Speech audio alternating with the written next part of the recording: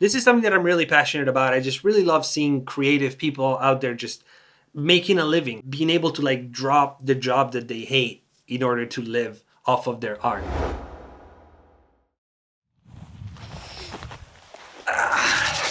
So, today I wanted to talk to you guys about something that's been on my mind quite a lot. I've been meaning to make this video for quite a long time, and I think this is the perfect time to do it. So I don't know if you guys realize, but doing the profession that I do, doing this like YouTuber, online producer thing, I spend a lot of my time, I want to say 80% of it, thinking about the brand, thinking about the business, thinking about growth, thinking about longevity, thinking about all these things that have really kind of nothing to do with the music. The music is only like a little small portion of it. Now, of course, we all need money. The way the world works, at least right now, is that we need money in order to survive, and if we make more money, we're able to survive a little bit better, a little more comfortably. The more time goes by though, and the more I think about it, the more I realize that for me, money is not a mean to buy things, but it's a mean to buy time. In other words, I want $1 million not to buy a Lambo, but I want $1 million to buy my own time. Now, I know this might just sound like a rant about life and money, but just stay with me because I'm getting to the point. Just give me 1 second. So usually the way it works, the way we get money as human beings is that we sell a piece of our time, we sell a literal piece of our life to somebody else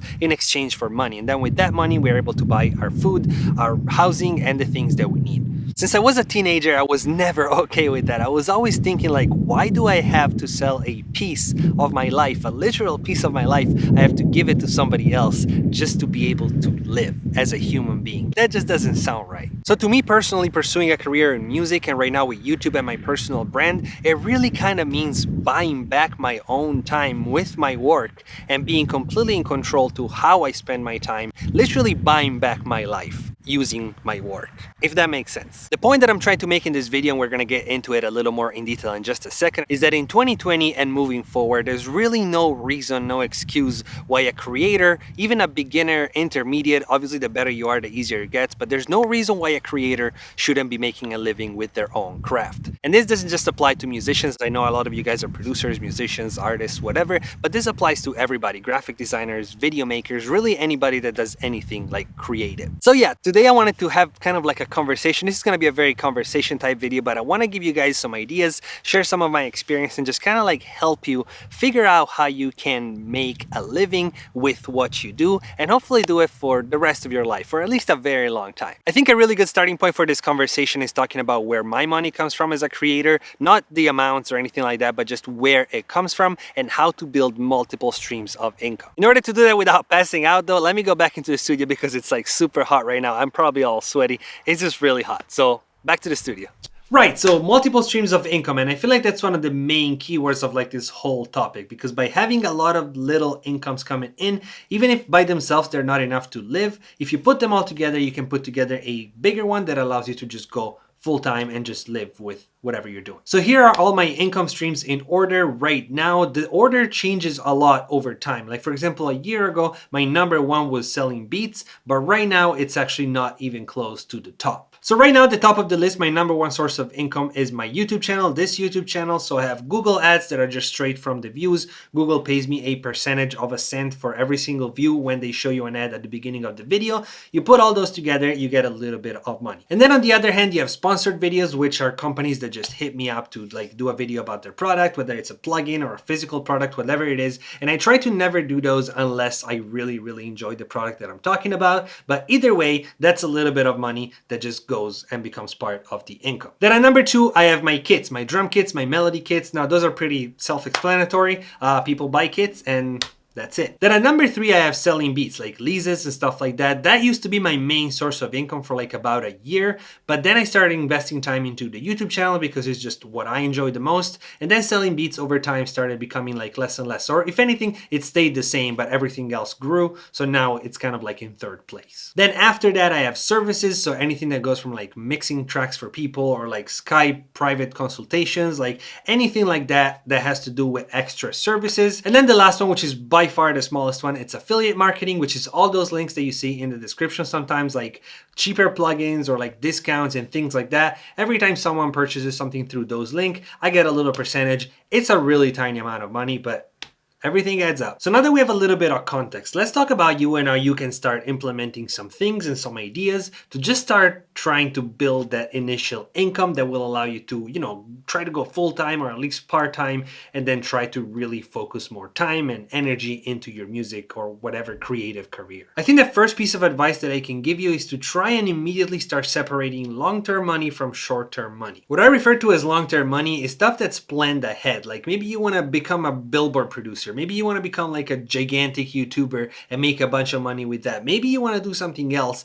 that's like kind of dope, like far in the future. Like you're not going to do that tomorrow. You're not going to do that a month from now, and you're probably not going to do that even a year from now, especially if you're a beginner. So that's long-term, that's further away. And while it's really important to like plan and like work towards those bigger goals, it's also really important to monetize something else first so that you can dedicate more time to those goals and hopefully reach them a little bit faster. So in other words, plan for the long term, but work for the short term. When it comes to short-term money, I think the most important thing to do is thinking creatively about yourself and your skill set and all the things that you can do, smaller or bigger, and trying to figure out ways that you can monetize those, that you can sell those, or you can like do something with them that allows you to build that little bit of income. When it comes to us producers, for example, we usually have the two big goals. Some people want to go into the industry and produce for like Drake or something, and other people want to stay on the internet and just become like internet personalities and brands and just build that whole thing. These are usually the two long-term producer goals. But you need to make money today and you need to make money this month.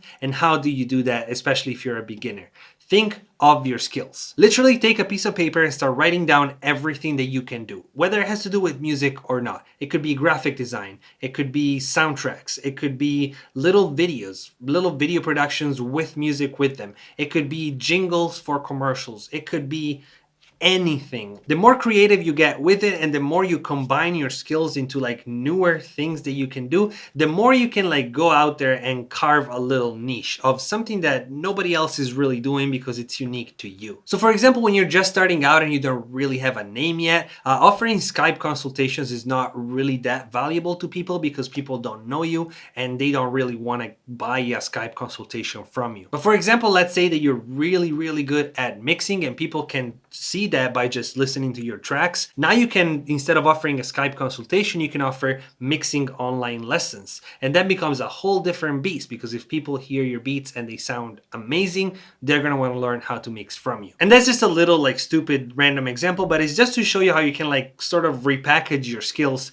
and like bring something new or different or just yours to the table. Another piece of advice that I neglected for like super long, but when I started thinking about it, it really helped me build that first initial income, was to not neglect like the local scene. Like you guys saw at the beginning of the video, I live in Italy. I live in the middle of nowhere in the countryside. There's no hip hop scene. There's no artists. So selling beats here is just not gonna work out. But when I was just starting out and I was trying to monetize my skills, I figured out that there were a bunch of like graphic designer like offices and like places like that that were doing like advertising for like smaller companies and like local businesses and stuff like that. And they all needed music. Now, of course, it wasn't like hip hop all the time, but really these are small businesses. They don't like really care about the music, and it doesn't have to be insanely good. So even if you're like a beginner or an intermediate and you just have some skills, you have some knowledge of like just a little bit of music theory or whatever it is, you can put something together. For example, I remember I used to reach out to like the city, like the city hall here, and they needed to do some commercials for like a new health thing that they were putting out there. I don't even know exactly what it was, but they needed someone to do the music, and there's not that many people that were doing that service out here, especially not that they could like afford. And I was offering them a really cheap price. I was trying to like do my best work, and I wasn't really great at the time, but I gave them something that they couldn't find at a price that they could afford. And they bought it. So now you have this long list of skills you're trying to monetize, you're trying on the internet, you're trying locally, and you'll start to realize that some of these skills you're actually really good at because it's what you've been doing. But especially if you're a beginner, a lot of these skills, you're gonna be just like, you have sort of an idea of how to do it, but you're really not that great. I find that this process was a really good chance for me personally to just get better at all those skills that I sort of had learned, but not really. So if you do that process for a little bit, you're gonna start having a little bit of income. You're gonna start having some little jobs here and there. Some of them are just like one-time things, but some of them can lead to like more work, and you can just keep growing from there. Now that you have that little base of income, you can start thinking about more of like the long-term things. So you can start building these two things together at the same time. You have the today short-term money and you have the tomorrow bigger but longer term money. So to kind of wrap it up, and I hope this whole thing made sense and I hope it helped you like just think about some stuff in a different way. The key to this whole thing is to get creative and use as much creativity as you use for your art, for your music or whatever, is to use that creativity to find unique ways to make money in order to have more time to dedicate to the bigger money, the longer term goals. So yeah, I really hope this helped you like at least get some direction of like what to do next in like your path, wherever you're at. And if you have any questions at all, I would love to start conversations about this in the comments, because this is something that I'm really passionate about. I just really love seeing creative people out there just making a living, being able to like drop the job that they hate in order to live off of their art. That's just like the most beautiful thing ever. And anything that I can do to help, I'm more than happy to. Alright, if you enjoyed the video, please don't forget to hit the subscribe button and notification bell. We're like really close to 50K. Let's just do it. Let's hit it. Also, if you're interested in joining like a dope community of producers online, join the Discord. Link is in the description. Beat battles, feedback, a bunch of producers to talk about stuff, share kits and sounds and things. It's dope. So, alright, I guess this is it for today. Thank you guys so much for watching the video all the way through. I'll see you next time, and as always, be positive, and positive things will happen.